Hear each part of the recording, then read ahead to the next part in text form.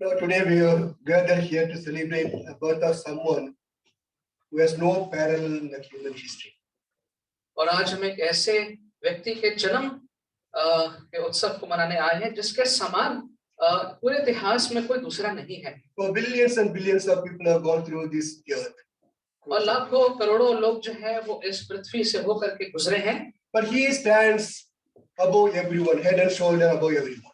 लेकिन वो हर प्रकार से सबसे ऊंचा स्थान उसके पास है. More attention been given to the word that he spoke. और जो कुछ उसने कहा उस पे बहुत ध्यान दिया गया. More devotion has been given to him. और उसके ऊपर हर प्रकार से उसकी बातों को सुना गया. More adoration is given to him.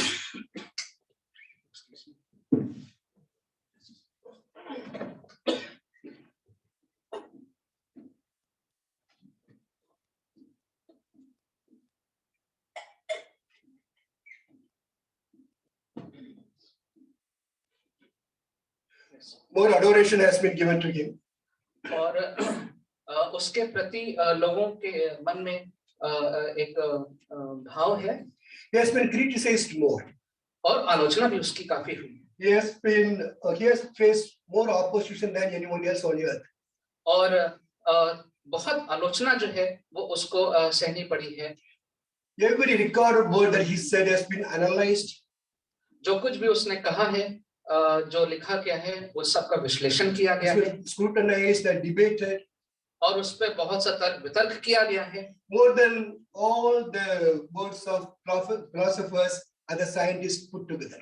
और जितने भी दर्शन शास्त्री हैं, जितने भी वैज्ञानिक हैं, उन सबको मिला भी लिया जाए तो उससे भी ज्यादा यीशु के बारे में सब हुआ है. Even at this moment, billions of people all over the world talk about whatever he talked, whatever he spoke.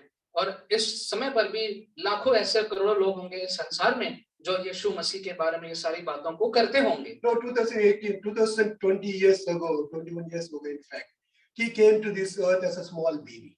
और 2021 वर्ष पहले वो इस पृथ्वी पर एक छोटे बालक के रूप में आया था. In a manger in a small town. और एक चरनी में एक छोटे से शहर में आया था. But this baby was able to divide the human history into two. लेकिन ये जो बालक है इसने पूरे इतिहास को दो भागों में बांट दिया. The people on this earth refuse to accept or understand him. और जो पृथ्वी के लोग हैं उन्होंने इनकार कर दिया उसको ग्रहण करने से या उसको समझने से. They do not want to understand him or accept him or refuse to accept him as who is he. और वो जो भी है उसको यहाँ के लोगों ने ग्रहण करने से इनकार कर दिया. Today I would like to talk about what one of his disciples say about Jesus. और आज मैं बात करना चाहूंगा कि उसके एक शिष्य ने यीशु के बारे में क्या कहा. Please turn to the scripture portion that we read to this point. जो आज पढ़ा गया था, आज का पाठ वो निकाल लीजिए. Can someone read please the first verse? In the beginning was the Word, and the Word was with God, and the Word was God. आदि में वचन था, और वचन परमेश्वर के साथ था, और वचन परमेश्वर था. No, it talks about the word. और यहाँ पे बात हो रही है वचन की. The word actually means Jesus. और यहाँ पर जो वचन शब्द है उसका मतलब है प्रभु यीशु. Now there has been so many ideas as to why the name word has been given to Jesus. और बहुत से विचार यहाँ पे आ चुके हैं कि ये वचन जो शब्द है ये प्रभु यीशु मसीह को इसकी संज्ञा क्यों दी गई है. We will not go through every idea, but I would like to talk about just one idea that has been very relevant. और हर प्रकार की जो बातें करी गई है उसमें मैं नहीं जाऊंगा, लेकिन एक विशेष बात जो है वो इसके बारे में उसकी बात करूंगा. The word is that by which we communicate our will. और शब्द वो है जिसमें हम अपनी इच्छा को जाहिर करते हैं. We communicate our thoughts. जिसके द्वारा हम अपने विचारों को जाहिर करते हैं. By which we command, may issue commands. और जिसके द्वारा हम कोई आज्ञा देते हैं. It is basically a medium of communication. The word is a medium of communication. और शब्द जो हम कह सकते हैं कि वो बातचीत करने का एक जरिया है. The Son of God may be called the Word because he is a medium by which God communicated his will to the human being. और उसको हम वचन बोल सकते हैं क्योंकि उसके द्वारा जो है वो इस संसार के साथ बातचीत हुई परमेश्वर की. Through him he issued his commands to the human being. और यीशु के द्वारा परमेश्वर ने जो उनकी आज्ञा थी वो लोगों तक पहुंचाई। He is the word by which God revealed himself. और वही वो शब्द या वचन है जिसके द्वारा परमेश्वर ने अपने आप को जाहिर किया। That is why he is called word, the word. इसलिए उसको ये एक वचन संज्ञा दी गई है। So I don't want to go through all the theological terms on that. अब जितना भी यहाँ पे विशेषज्ञों ने कहा है वचन की, मैं उसमें नहीं जाना चाहता। All we have to understand, simply understand is the word was given, the name word was given to Jesus because God the Father revealed himself to the human being through this word. लेकिन इतना अगर हम समझ सकते हैं कि जो वचन जो संज्ञा दी गई है यीशु को, उसके द्वारा परमेश्वर ने अपनी इच्छा को जाहिर किया यीशु के द्वारा इस पृथ्वी पर मनुष्यों के लिए। Now John talks about says three things about Jesus. और यीशु के बारे में यूहन्ना 3 बातें बताता है। He says this word is eternal. पहली बात तो ये बताता है कि जो वचन है वो अनंत काल का है। He said he is the creator और बताता है कि वो सृष्टि करने वाला है। and he is the light of all men. और बताता है कि वो मनुष्यों के लिए ज्योति है। But who is the John that he talks about Jesus so much? Sorry. Who is John that he should talk about Jesus? लेकिन यूहन्ना है कौन जो वो यीशु मसीह के बारे में इतनी बातें बताता है? No, John was one of Jesus' disciples and he stayed with him for 3.5 years. यूहन्ना उसका एक शिष्य था जो करीब 3.5 वर्ष तक उसके साथ साथ रहा। After staying with Jesus for 3.5 years, it is his testimony that says about this, talks about Jesus. और 3.5 वर्ष के समय के बाद रहने के बाद ये उसकी गवाही है जो वो यीशु मसीह के बारे में ये सारी बातों को बताता है। Someone read please 1 John chapter 1 verses 1 to 3. 1 John chapter 1 verses 1 to 3.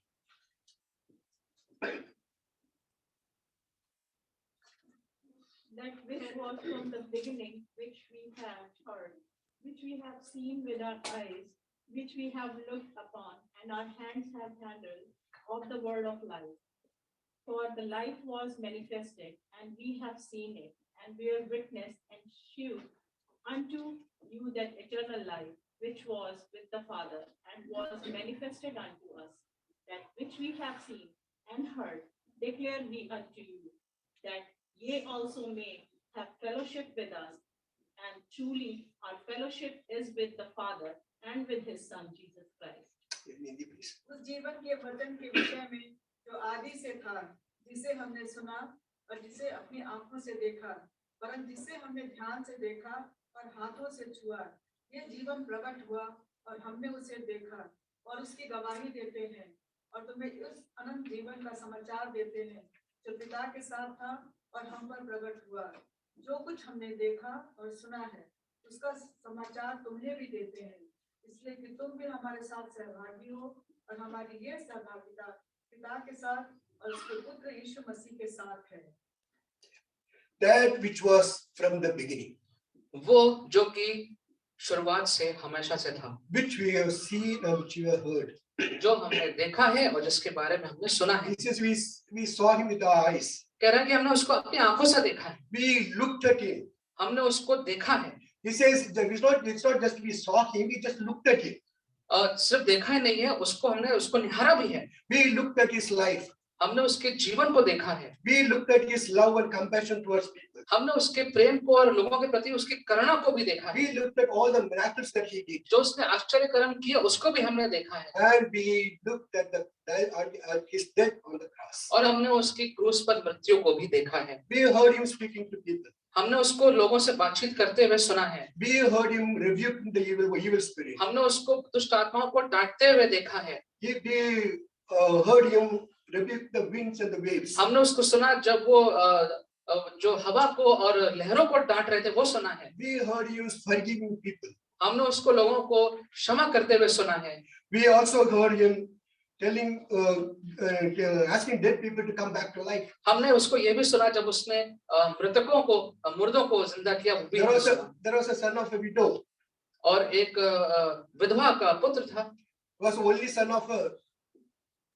He was his only. और वो उसका इकलौता पुत्र था। He died.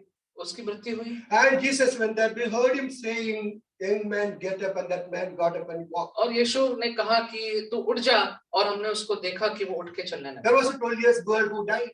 12 वर्ष की लड़की थी, वो उसकी मृत्यु हुई। We heard Jesus telling that girl, little girl, get up, and she got up. हमने सुना कि यीशु ने कहा कि वो बालिका उड़ जाए और हमने उसको देखा कि वो उड़ गई। We saw a man named Lazarus dead and was in the tomb for 4 days. हमने लाजरस को देखा जो कि मरा हुआ था और कब्र में 4 दिन तक We था। heard him, Jesus saying, Lazarus come out, and he came out like. हमने सुना कि उसने कहा लाजरस बाहर निकल और लाजरस बाहर आ गया। We saw him, we looked at him, we heard him, and now we concluded that he is the one who was from the beginning. और हमने उसको सुना, हमने उसको देखा और अब हमारा ये निष्कर्ष है कि ये वही है जो हमेशा से था। John doesn't say that I saw him, I looked at him. He says we saw and we looked at him. और यूहन्ना ये नहीं कहता कि उसको मैंने देखा, मैंने सुना, वो कहता है कि हमने देखा, हमने सुना। He was one of many people who saw what Jesus did. और वो कई लोगों में से एक था यूहन्ना जिसने यीशु को देखा और ये सब करते हुए सुना। So whatever we read in John chapter 1 is the account and conclusion of one of the eyewitnesses. तो यूहन्ना 1 में जो भी हम देखते हैं पढ़ते हैं वो आंखों देखा पूरा ब्यौरा है जो यूहन्ना का जो उसके साथ साथ रहता था। Now he starts the book, chapter 1 with this verse. और पहले अध्याय को उसने इस प्रकार से शुरू किया। He says in the beginning. और वो कहता है आदि में। You know, in the Bible there are how many books are there in the Bible? 66. There's only one book which starts with in the beginning. The words in the beginning. और 66 किताबों में एक ही किताब है जिसकी शुरुआत होती है कि आदि में। One word. You know which are the books? Genesis and this one, John. Yeah. Genesis says in the beginning and goes on to describe the creator. और जब हम the creation. Yeah. उत्पत्ति को जब देखते हैं तो वहां भी लिखा है आदि में, लेकिन वहां पर जो है वो सृष्टि के बारे में सारा ब्यौरा दिया गया है। 1 John starts with the word in the beginning and goes on to describe the creator. और यूहन्ना 1 में भी ऐसा लिखा हुआ है आदि में, लेकिन वो सृष्टि करने वाले के बारे में यहाँ पे लिखा हुआ है। No, the Genesis says in the beginning means nothing was there, only God was there. और उत्पत्ति में जब लिखा गया कि आदि में, तो इसका मतलब है कि सिर्फ केवल परमेश्वर थे उस समय पर और कुछ नहीं था। John was talking about the same beginning which Genesis talks about. और यूहन्ना भी उसी शुरुआत की बात कर रहा है जिसकी बात उत्पत्ति में हुई है। When he says in the beginning, that was before creation. और उसका अर्थ है सृष्टि से पहले वाला समय। He says before creation the word existed. और वो कह रहा है कि सृष्टि करने से पहले भी वचन था। He says Jesus was existing even before the creation. और वो कह रहा है कि सृष्टि से पहले भी यीशु मसीह का अस्तित्व था। But we do not know how many years before the creation he existed. लेकिन अगर उसको समय में देखें तो हम नहीं कह सकते कि उस समय के हिसाब से वो क्या था। Whether it is 1 year or 2 years, 1 million or 1 billion years. वो कुछ साल था कि वो लाखों साल था, करोड़ों साल था, वो हम नहीं उसको कैलकुलेट कर सकते। But he existed before everything's been created. लेकिन हर चीज की सृष्टि से पहले से ही प्रभु यीशु मसीह का अस्तित्व था। Before the time and the space came into being. जिससे पहले कि समय और पूरे ब्रह्मांड का आरंभ हुआ, उससे पहले यीशु मसीह थे। You know, in the book of John, there was an argument between the Jews and Jesus. और यूहन्ना में जो यहूदी थे और यीशु के बीच में एक तर्क वितर्क हुआ। Chapter 8 talks about it. 8वें अध्याय में मिलेगा। And in that, during that argument, he says, "Your father Abraham wanted to see my days, and he saw and was glad." और उसमें यीशु ने कहा कि तुम्हारा जो पिता इब्राहिम वो मेरे दिन मुझे देखना चाहता था और वो प्रसन्न हुआ। Jesus, the Jews said, "You are not even 50 years old. How can you say that Abraham saw you?" और यहूदियों ने कहा कि तुम तो 50 साल के भी नहीं हो, तुम कैसे कह सकते हो कि ये इब्राहिम से तुम्हारी मुलाकात हुई? You know, Abraham lived 3,500 years before Jesus came into this world. और यीशु के इस पृथ्वी आने से पहले इब्राहिम 3500 वर्ष पूर्व आया था। And Jesus says, "Even before Abraham, I am." That's what he और says. वहां पे यीशु कहते हैं कि इब्राहिम से पहले मैं हूँ। He says, "Even before Abraham, I am." और वो कहता है कि मैं हूँ इब्राहिम से पहले। He did not say, "I was." वो नहीं कहता है कि मैं था। When God appeared to Moses, जब परमेश्वर ने अपना दर्शन दिया मूसा को, and Moses wanted to know the name of God, he said, "Who are you?" और मूसा जो था वो परमेश्वर का नाम जानना चाहता था कि ये परमेश्वर है कौन। God said, "I am that I am." और परमेश्वर ने कहा मैं हूँ जो मैं हूँ। I am the existing one. मैं ही हूँ जिसका अस्तित्व है। And then Jesus uses the same word "I am" in this John chapter 8. और वही शब्दों का प्रयोग यीशु ने भी यहाँ पे किया है यूहन्ना में कि मैं हूँ, He says, even before Abraham, I am. कि इब्राहिम से पहले मैं हूँ, He says, I am the existing one. That's what he says. और मैं ही हूँ जिसका अस्तित्व है, जो जीवित है, मैं ही हूँ। The word existed even before the creation of this और universe. जो वचन था उसका अस्तित्व इस संसार की सृष्टि से पहले से ही था। Jesus says in Revelation, I am the Alpha and Omega. और यीशु मसीह ने प्रकाशित वाक्य में कहा कि अल्फा और ओमेगा मैं ही हूँ, Beginning and the end. I am the beginning and the end. शुरुआत और अंत दोनों मैं ही हूँ। The second point John makes is the word is the creator. दूसरी बात जो यूहन्ना यहाँ पे कहना चाहता है वो है जो शब्द है सृष्टि करने वाला। Someone read please verse 3 of John chapter 1. All things came into being through him, and apart from him, nothing came into being that has come into being. सब कुछ उसी के द्वारा उत्पन्न हुआ और जो कुछ उत्पन्न हुआ है उसमें से कोई भी वस्तु उसके बिना उत्पन्न नहीं हुई। You know, in the Aramaic translation of the Old Testament, the word is associated with creation. और जो अरामीक भाषा में जो उसका अनुवाद हुआ वहां पे जो शब्द है वचन, उसका जो मतलब वहां पे निकलता है वो है सृष्टि करना। For example, Isaiah chapter 45 verse 12 says, यशायाह 45:12 में लिखा है, I have made the earth and created man upon it. मैंने इस सृष्टि का इस पृथ्वी की सृष्टि करी है और मनुष्य को बनाया है। In the Aramaic translation it says, I by my word created the man the universe.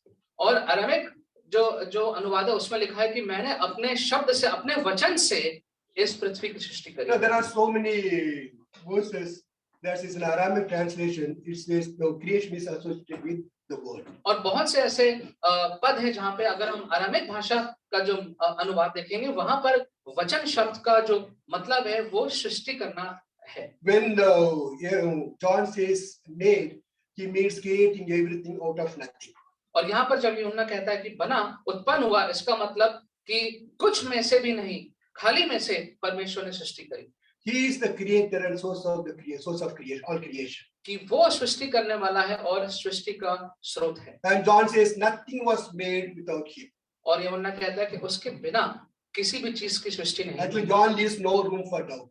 और यूहन्ना जो है यहाँ पे कुछ भी शक के लिए कोई बात नहीं छोड़ता He है। says the word is the creator. Word is Jesus and he is the creator. वो कहता है कि जो वचन है वो यीशु है और यीशु मसीह सृष्टि करने वाला Someone परमेश्वर है। please read Colossians chapter 1 verse 16. Colossians chapter 1 verse 16.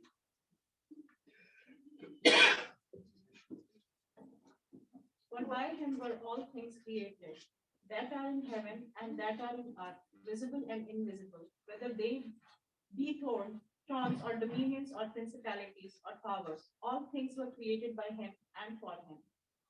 क्योंकि उसी में सारी वस्तुओं की सृष्टि हुई, स्वर्ग की हो अथवा पृथ्वी की, देखी या अनदेखी, क्या सिंहासन, क्या प्रभुताएं, क्या प्रधानताएं, क्या अधिकार, सारी वस्तु उसी के द्वारा और उसी के लिए सृजी गई हैं।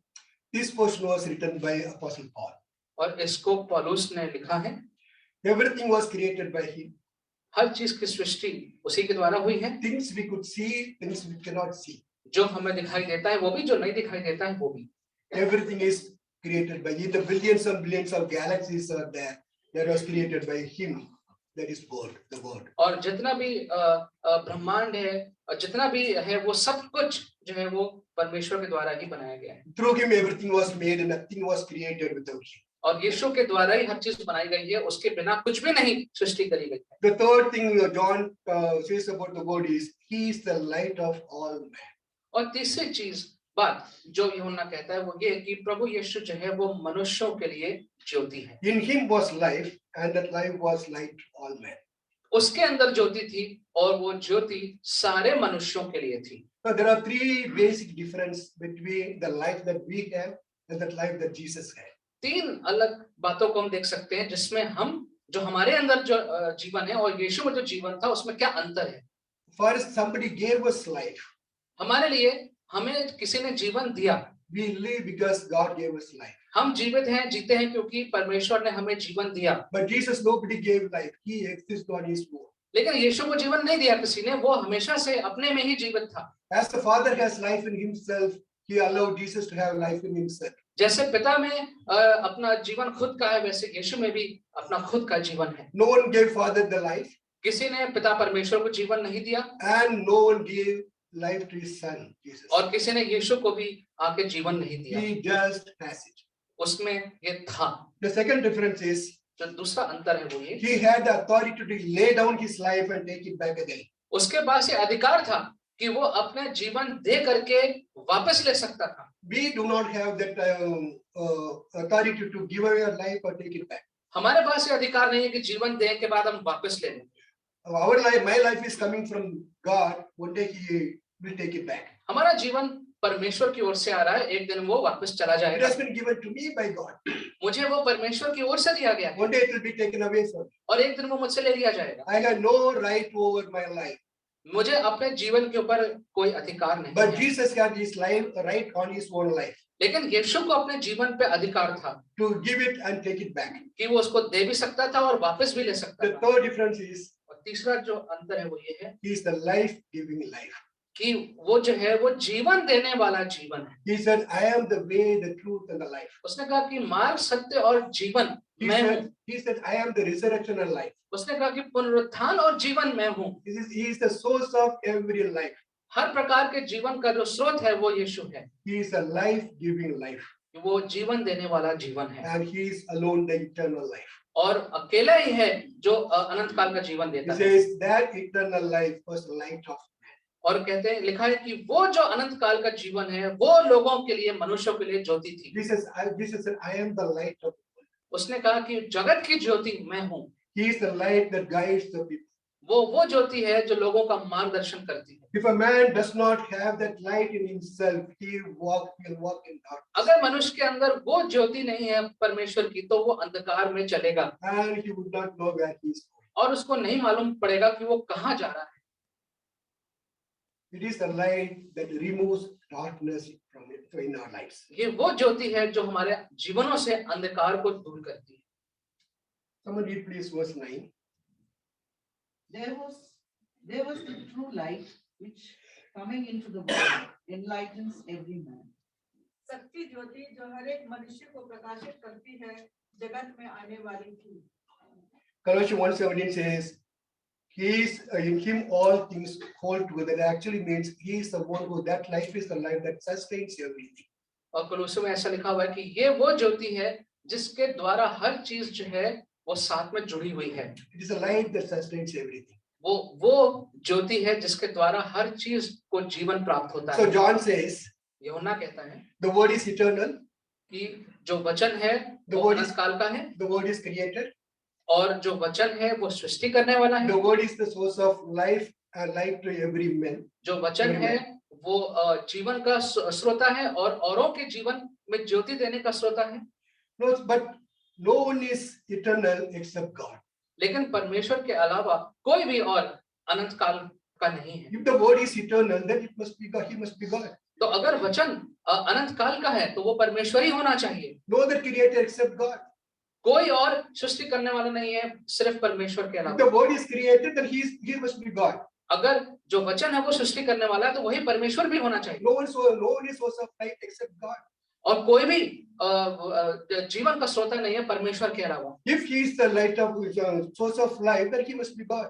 अगर वो ज्योति का स्रोत है तो फिर उसी को परमेश्वर होना चाहिए। Now please read the one chapter verse 1 once again, the first verse. In the beginning was the word, and the word was with God, and the word was God. आदि में वचन था और वचन परमेश्वर के साथ था और वचन परमेश्वर था। He was with God the Father, and he is the second person of the Trinity. वो परमेश्वर पिता के साथ था और त्रिएक परमेश्वर में वो दूसरा व्यक्ति है। He existed even before creating everything, and he created the universe. और वो किसी भी सृष्टि करने से पहले वो मौजूद था और उसी के द्वारा सृष्टि हुई। Verse 14 says, that word became flesh and came into this universe, this world. और 14वें पद में लिखा हुआ है कि ये वचन देहधारी हुआ और इस संसार में आया। The word, the eternal creator, source of all life, sustainer of everything, came into this world as a human being. और ये जो वचन था जिसने सृष्टि करी जिसने सारे जीवन को ज्योति दी, सबको बना के रखा, जोड़ के रखा, ये अब इस संसार में आया। And he is called Jesus, whose birthday we are celebrating. और इसको कहा नाम मिला यीशु, जिसका जन्मदिन हम मना रहे हैं। You know, in Matthew chapter 16, verse 13 to 17, Jesus asked this question to his disciples. और मत्ती 16, 13 to 17. मत्ती 16, 13 से 17 में यीशु ने ये कहा, Who do the people say that I am the son of man is? और यीशु ने पूछा शिष्यों से कि लोग क्या कहते हैं कि परमेश्वर का पुत्र कौन है? The disciples replied, शिष्यों ने जवाब दिया, some say John the Baptist, कुछ कहते हैं यूहन्ना बपतिस्मा देने वाला, some say Elijah, कुछ कहते हैं एलाइजा, some say Jeremiah, कुछ कहते हैं यर्मिया, and some say one of the olden days prophets. और कुछ लोग कहते हैं कि पुराने जमाने के कोई नबी। And he asked them, this is an important question, who do you say I am? लेकिन फिर यीशु ने कहा कि तुम बताओ, तुम क्या कहते हो कि मैं कौन हूँ? He says, forget about all other people, whatever they say.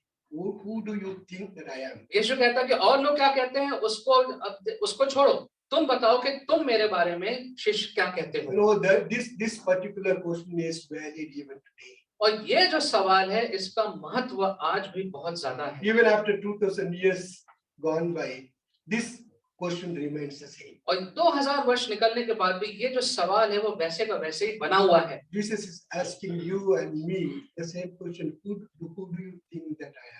यीशु मसीह आपसे मुझसे यही सवाल पूछता है कि तुम क्या कहते हो कि मैं तुम्हारे लिए कौन हूँ? You know, the answer to this question determines your eternal life. इस सवाल का जवाब निर्धारित करेगा आपका अनंत काल का जीवन कहाँ जाएगा। Answer to this question determines where will you live after you pass away from this earth. और इस सवाल का जवाब इस बात को निर्धारित करेगा कि इस पृथ्वी का जीवन खत्म होने के बाद आप कहाँ जाएंगे। If you say yes, He is the God, the Creator, then of course you will reach the eternal life with God. और अगर इस बात को कहते हैं, मानते हैं कि हाँ मेरा सृष्टि करने वाला यीशु मसीह है, तब अनंत काल के जीवन तक हम अवश्य You know, पहुंचेंगे। if you believe that, if you say that He is the Creator God, then you have no excuse for not having a relationship with that Creator और God. अगर इस बात को हम मानते हैं कि वो हमारा सृष्टि करने वाला मेरा परमेश्वर है, तब कोई बहाना नहीं बचता है कि हम उसके साथ एक अच्छा गहरा संबंध ना बनाने You have absolutely no excuse for not building the relationship with the God, the तो Creator. कोई बहाना नहीं बचता है हमारे पास कि हम अपने ही सृष्टि करने वाले परमेश्वर के साथ संबंध क्यों नहीं बना पा रहे हैं। All you have to do is just to talk to Him and tell Him, Lord, I want to have a close relationship with you. सिर्फ उससे बातचीत करनी है, विनती करनी है, निवेदन करना है कि प्रभु मैं आपके साथ एक संबंध बनाना चाहता हूँ। Some of us may have relationship, some of us may not have any relationship with Him. हो सकता है हमें से कुछ का गहरा संबंध हो सकता है हमें से कुछ का कोई संबंध ही ना हो परमेश्वर के And साथ, some of us may have very, very superficial relationship with Him. और हो सकता है कि हमें से कुछ का एक दिखावटी संबंध हो यीशु मसीह के साथ। But if you believe that Jesus is the Creator God, then there is no excuse for you to have a superficial relationship with Him. और अगर हम मानते हैं कि वही मेरा सृष्टि करने वाला परमेश्वर है, तब कोई कारण नहीं है कि आपका एक सिर्फ दिखावटी वाला जो विश्वास है वही बस बना And रहे। as we celebrate Christmas, और जब हम कृष्ण जयंती को मनाते हैं make it a point to build the relationship with the Creator God. तो इस बात को निर्धारित करिए कि मेरे सृष्टि करने वाले परमेश्वर के साथ मेरा एक संबंध बनता जाए। But if you don't have that kind of relationship, then it's no point in celebrating Christmas at all. अगर वो संबंध ही नहीं है तो फिर इस पूरे बड़े दिन को मनाने का क्या लाभ। So it is very, very important for us to have a relationship with that Creator God who came down into this world as a baby. इसलिए अपने सृष्टि करने वाले परमेश्वर के साथ एक संबंध बनना बहुत आवश्यक है, जो आपके मेरे लिए आया, एक बालक के रूप में आया हमें बचाने के लिए। You think about it and make the decision to build the relationship with God, the Creator. और इसके बारे में विचार करिए और निर्णय लीजिए कि कैसे अपने संबंध को मजबूत करना है प्रभु यीशु मसीह के साथ। Let's pray. आइए प्रार्थना करें। Heavenly Father, we thank you that you came into this world for our sake. परमेश्वर, आप हमारे लिए, हमारी खातिर इस संसार में आए। And Lord, this morning, thank you for reminding us in such beautiful and clear words that you alone are the reason why we are here to celebrate. परमेश्वर, आप ही एकमात्र कारण हैं जिसकी वजह से हम यहाँ पे आज एकत्रित हैं इस खुशी को मनाने के लिए।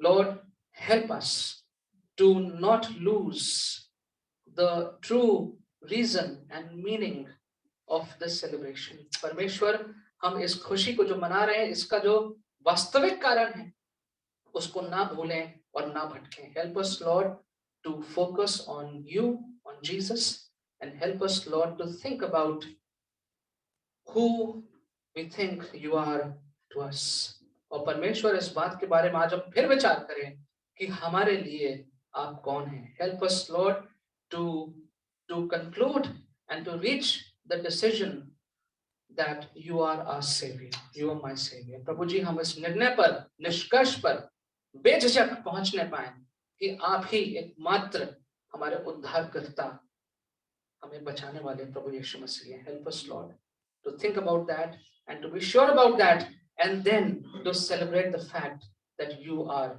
the light of man. परमेश्वर, इस बात को हम निर्धारित कर लें और फिर हम इस बात की खुशी मनाएं कि मनुष्य की ज्योति प्रभु यीशु मसीह आप ही हैं. Help us, Lord, to draw closer to you this Christmas. Help us, Lord, to leave aside the things that have been weakening us and to take on the things that help us to be strengthened with you. प्रभु जी, जिन चीजों से, जिन बातों से हमारा विश्वास कमजोर होता है प्रभु, उन्हें हमसे दूर करिए परमेश्वर. और जिन चीजों से, बातों से हमारा विश्वास मजबूत होता है प्रभु जी, हमारा निवेदन है कि उन सब बातों को हम ग्रहण करने पाए और आपके साथ और मजबूती से एक अच्छे सुंदर संबंध में मजबूत होते जाएं. We ask this in Jesus' precious name. Amen. Amen.